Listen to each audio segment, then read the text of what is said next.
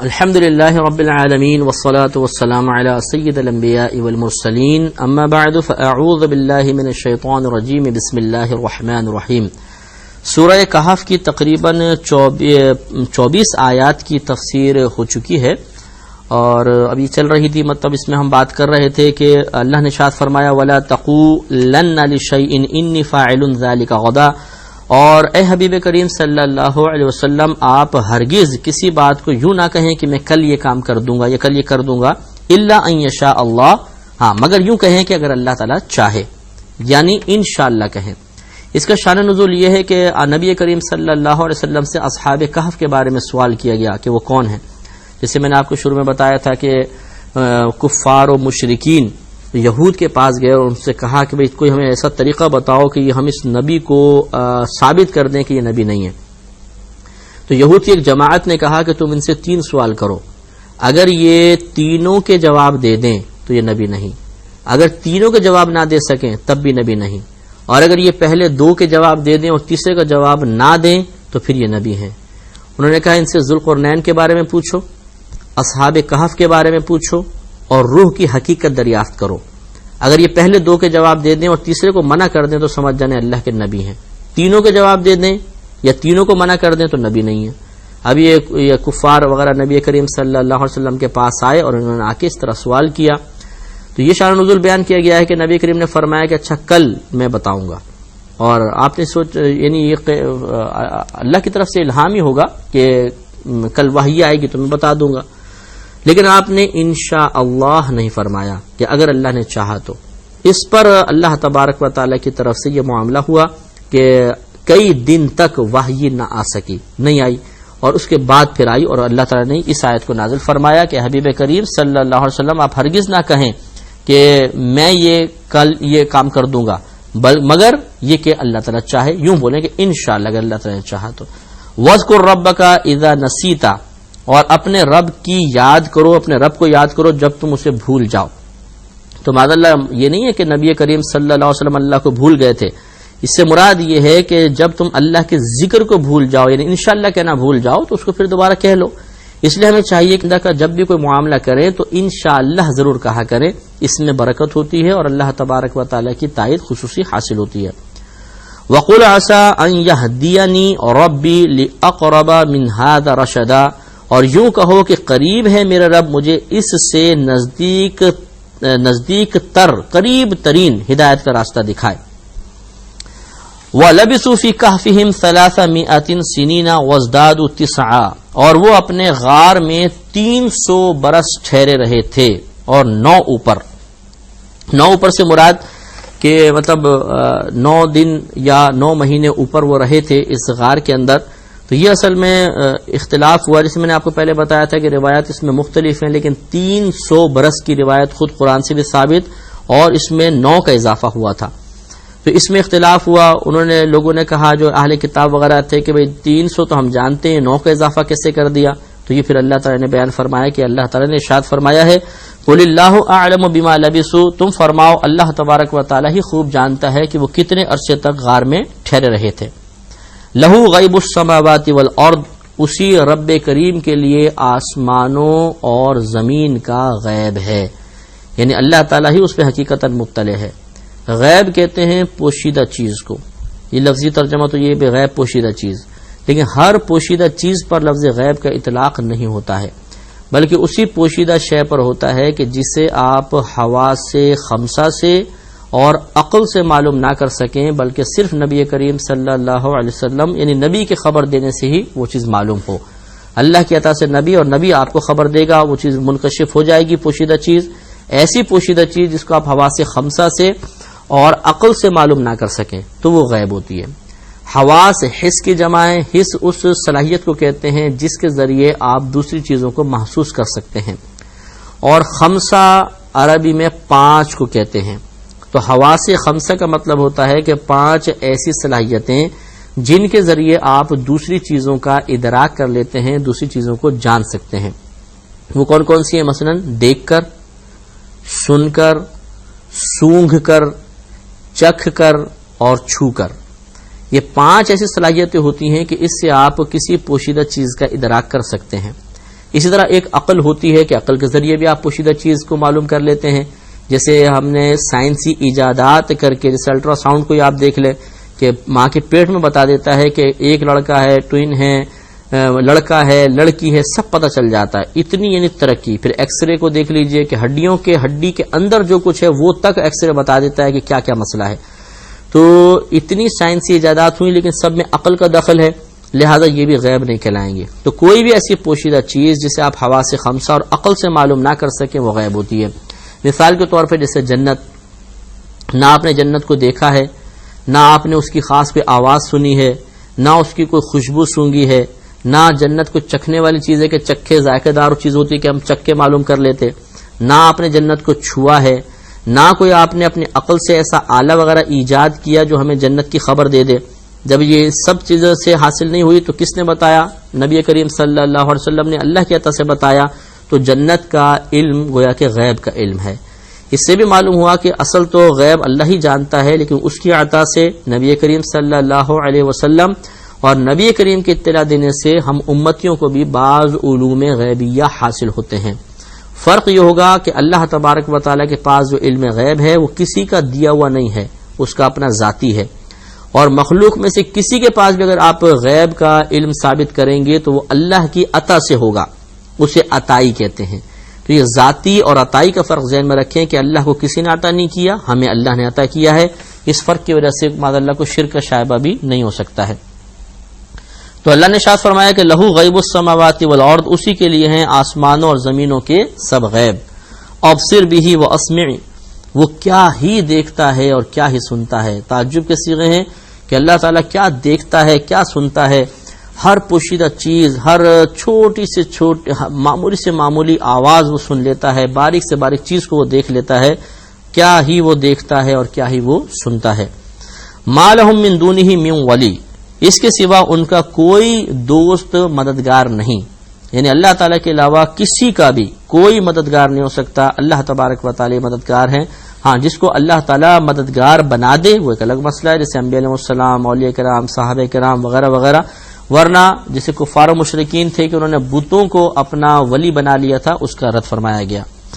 ولا یشرکو فی حکمہ احدا، اور وہ اپنے حکم میں کسی کو شریک نہیں کرتا ہے.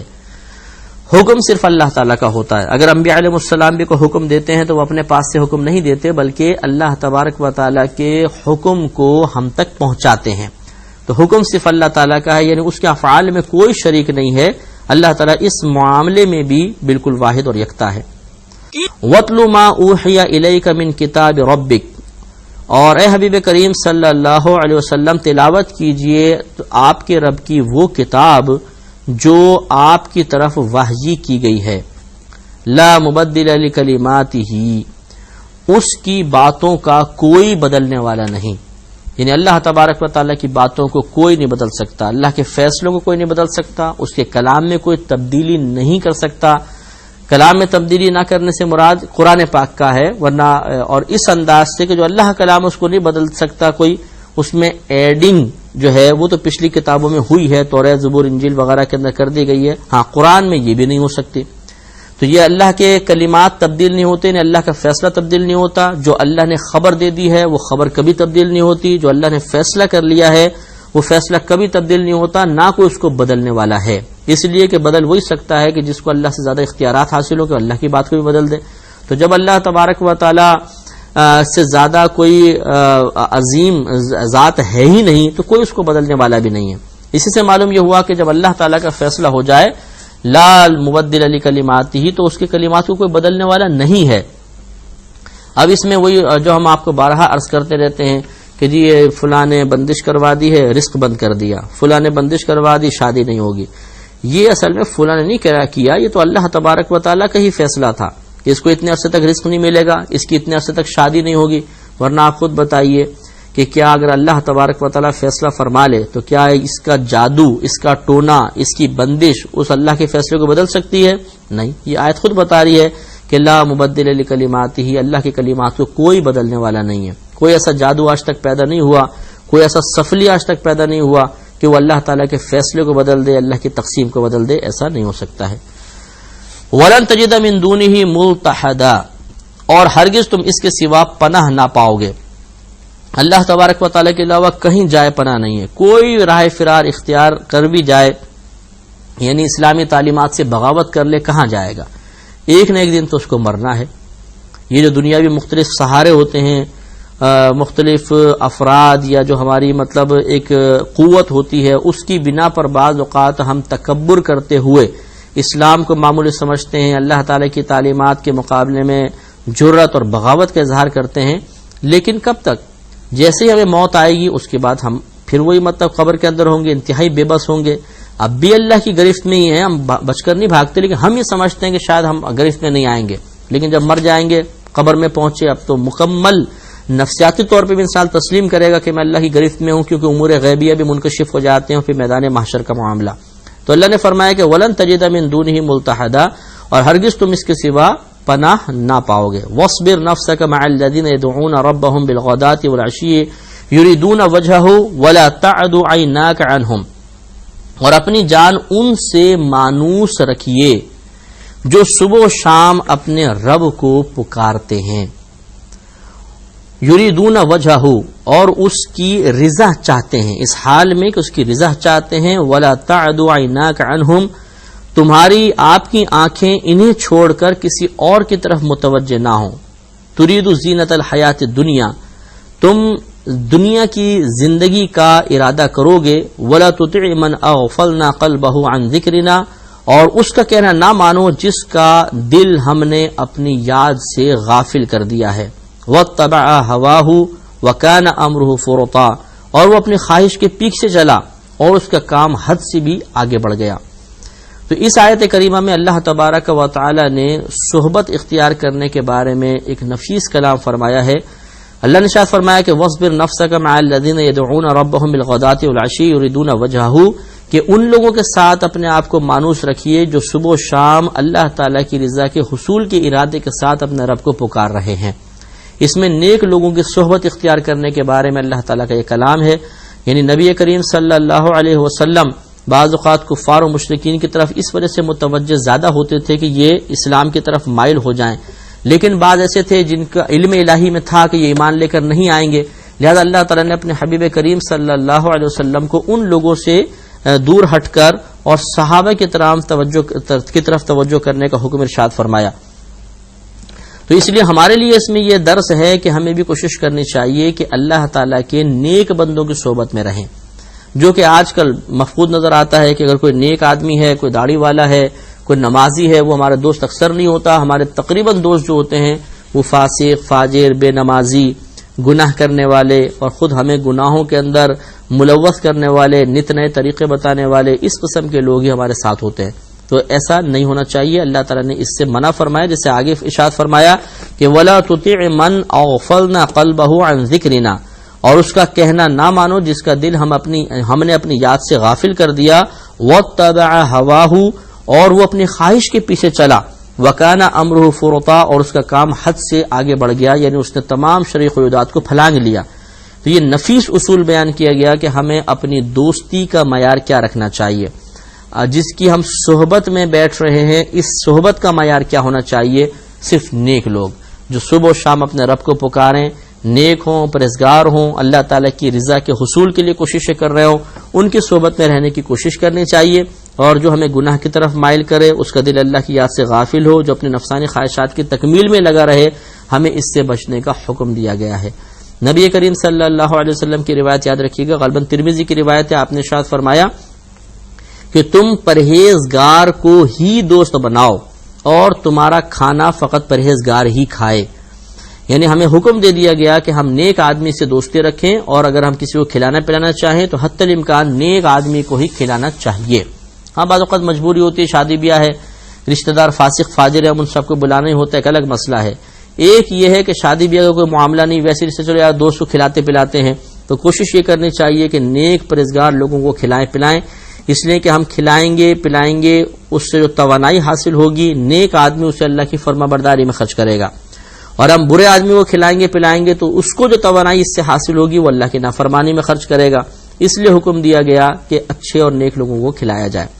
تو کوشش یہ کرنی چاہیے، آپ سے بھی میں گزارش تمام سننے والوں سے کروں گا کہ اپنا رابطہ، اپنا تعلق نیک لوگوں سے قائم کریں، وہ کوئی عالم دین ہو، مفتیان کرام میں سے ہوں صاحب تقوی پرہیزگار ہوں تو ان سے رابطہ رکھنا چاہیے. اسی طرح نیک لوگوں کی صحبت میں رہنے کی کوشش کرنی چاہیے، نیکوں کو دوست بنانا چاہیے، نمازی کو دوست بنائیں، پرہیزگار کو بنائیں.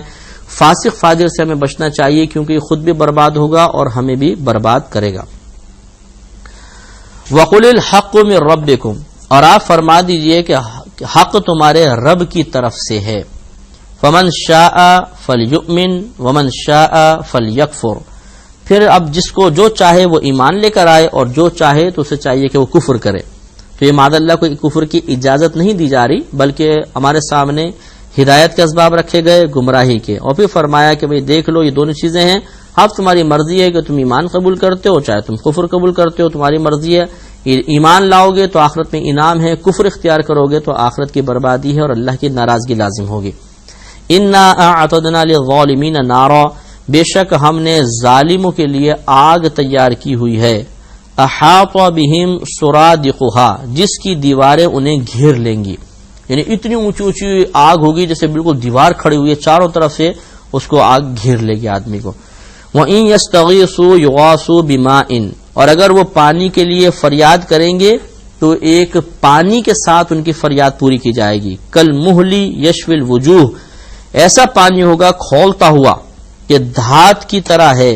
کالمہل، جیسے دھات کی طرح کھولتا ہوا، یشوی الوجوہ، کہ ان کے منہ بھون ڈالے گا.